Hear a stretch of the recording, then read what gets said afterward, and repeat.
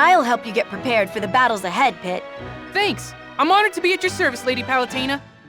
But before we get started, there's something I've been meaning to ask you. And what's that? Who is this Icarus character this game is named after? Can I meet him? Actually, no. But let's not worry about that. Why not? What happened to Icarus? Let's just focus on you right now.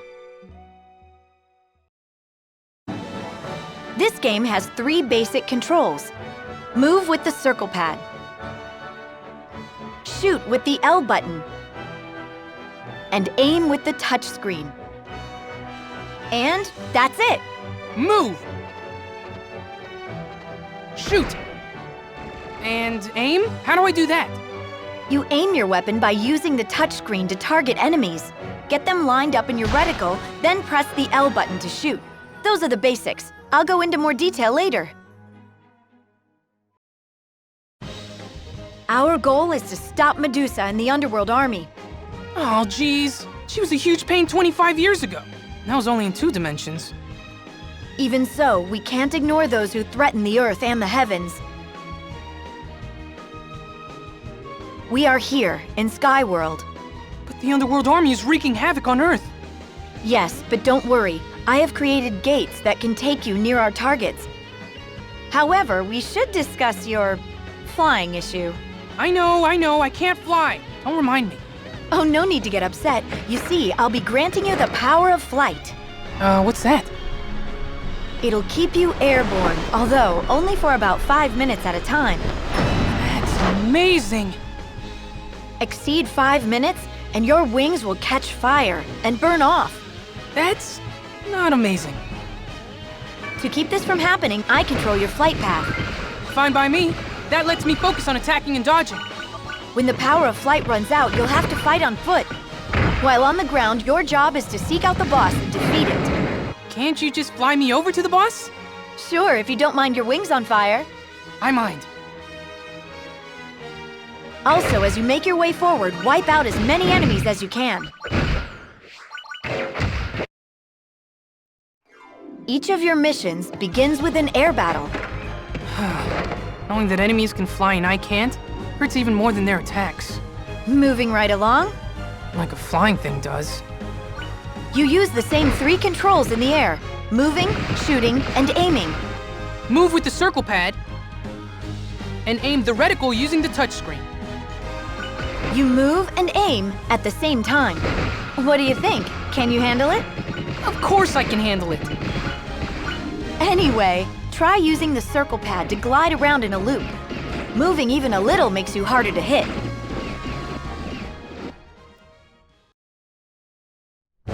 Let's talk land battles, Pit. This area looks like a dead end. Try facing left. To do this, you slide the stylus to the left on the touchscreen. Whoa! You can also use the touchscreen to spin your view around. So I can quickly change the way I'm facing by flicking the stylus. And you can tap the touchscreen to stop. Huh. It's like spinning a globe and stopping it with your finger. To boil it down, flick the touchscreen to change the direction you're facing. And then I can slide the circle pad forward to move in that direction. Right. Speaking of moving, you know how to dash, don't you? Nope. Quickly flick the circle pad in any direction to dash that way. Hold it to run. That move feels so familiar. I think they used it in that one series, Super Bash Sisters. You mean Super Smash Brothers?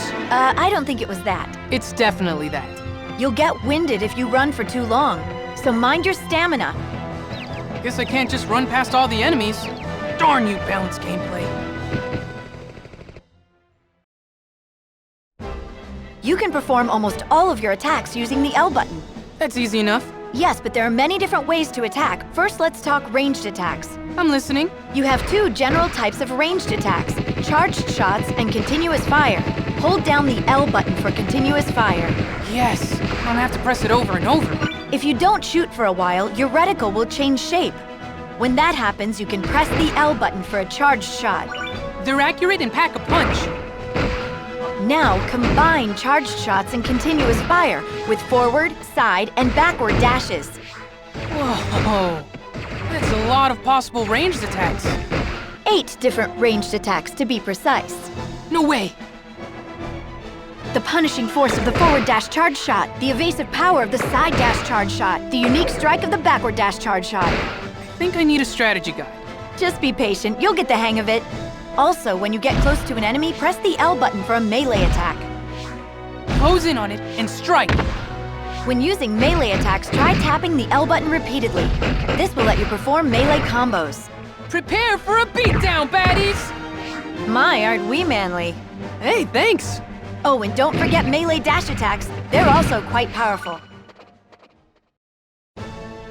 Pit, remember that the best defense is not getting hit at all. Agreed. If I take too much damage, I'm finished. A good basic strategy is to move left and right while facing enemies. I see. It helps me avoid direct attacks. But the best way to avoid attacks is to dodge. When an enemy's attack gets close, quickly flick the circle pad to dash. Ooh, smooth. You can wait until just the last second and then dash out of harm's way. That said, you'll want to use your dodges strategically. What do you mean? Dodging repeatedly without any breaks makes it more difficult to dodge. While we're at it, let's talk about some other techniques. Do a dash around by keeping the reticle fixed on an enemy and dashing left or right. Then I can attack from behind. In air battles, if you don't shoot for a bit, you'll enter a gliding stance. It's harder to hit me, and I'm building up charge shots. If you flick the circle pad left to right, or vice versa, you'll spin and avoid attacks. So I'll lure homing shots at me one way, then fake them out and zoom the other way. Remember, Pit, you won't be fighting alone out there. You're going to send me a machine gun robot girlfriend? No, I'll be guiding you on your journey. That's manager speak for fighting alone. Anyway, let me explain powers to you. Sounds wicked. You'll notice icons like these in the lower left corner of the touchscreen. Okay. You can use these in battle for different effects. Just tap the icon with the stylus. Cool. Now that's power! I've created a wide array of powers for you, Pit. How do I know which ones to use? You can equip powers when prepping for battle, so try out different configurations. However, you'll have to take into account a power piece's size and shape. Power pieces, huh? Cool! Looks like all that Dr. Mario's about to pay off. Arrange the power pieces as you like, then tap autofill, and I'll fill in the gaps for you. Once you're in a level, you can select and use powers with the plus control pad. So I'll press left or right on the plus control pad to choose a power, and down to use it. Whenever you defeat enemies, you receive hearts. Then I can redeem the hearts with you for weapons, right? Hey, I guess hearts are a lot like money. Well, they both make the world go round. I thought that was love. Anyway, you're probably wondering how you can get even more hearts. Oh my gosh, that's exactly what I was wondering. And you want me to tell you. 2 for 2! Before a battle, add hearts to the Fiend's Cauldron to increase the battle's intensity. Of course, this will make enemies much harder to handle. I don't get it. Why would I spend hearts to make battles harder? Because with greater challenge comes greater reward. You won't earn many hearts if you always play it safe. That's a good life lesson, too. The higher you raise the intensity, the more hearts you can earn. And that's not all. You'll also earn better weapons on higher intensities. What a dilemma. But if you're defeated, hearts will spill out from the Fiend's Cauldron. You'll lose those hearts forever, although the intensity will lower a bit. Oh, I see. So I should try to strike a balance. The more hearts left in the cauldron, the stronger the weapons you've acquired will be. So to get stronger weapons, I have to bet more hearts and avoid spilling them. Of course, you can always lower a chapter's intensity if you're having trouble. Just keep in mind that this also costs hearts. The road to riches is paved with careful choices. So is the road to stronger weapons. Challenge yourself, but don't overdo it. There are 9 different types of weapons you can use. When you say types, you mean like blades and staffs, right? Exactly, but even within a given type, there's a huge variety of weapons. So many ways to beat down enemies. It's beautiful. Also, two versions of the same weapon will often have different properties. How is that possible? For example, two first blades could each have different weapon modifiers. So every weapon can be completely unique. But what do I have to do to get stronger versions of weapons? Well, the first way you already know about, playing on harder difficulties. The second way is weapon fusion. That sounds cool. Weapon fusion is combining two weapons to create an entirely different new weapon. Some of the old weapons modifiers will carry over to the new one. There are also the weapon gems you can receive from Street Pass. You can fuse these as well. Using Street Pass to get weapon gems sounds pretty sweet to me. You can even convert unwanted weapons and weapon gems into hearts. You can also always buy weapons from me. The more you spend, the better the weapon. I'd better start saving hearts now, huh? That would be wise. There are a variety of control styles, so choose the one that suits you best. One control scheme, for example, doesn't use the touchscreen at all. Wait a second. How does that work? If you tap the R button, you can swing the camera behind you. Slide the circle pad while holding down the R button to move the reticle. That sounds like it takes dexterity. You can also go into options and further customize your controls. From here, you can invert vertical controls and change what individual buttons do. You can even set controls for left-handed play. Oh, so move with the A, B, X, and Y buttons and hold the stylus in my left hand. Lefties who want to use the circle pad can also use their right thumbs on the touchscreen. Light versus dark is Skyworld's mightiest sport.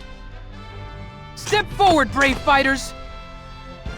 In Light versus Dark, two teams of 3 players square off against each other. Whenever players die, their team's life gauge decreases. Players can equip any weapon from their collection.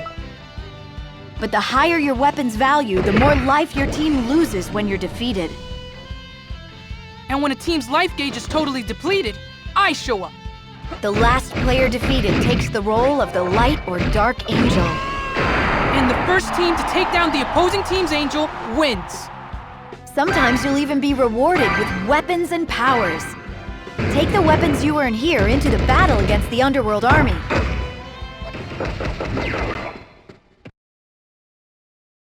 You are now armed with the information necessary for battle. My brain feels bigger already. So with that out of the way, it's time to take on the Underworld Army. Roger that, Lady Palutena!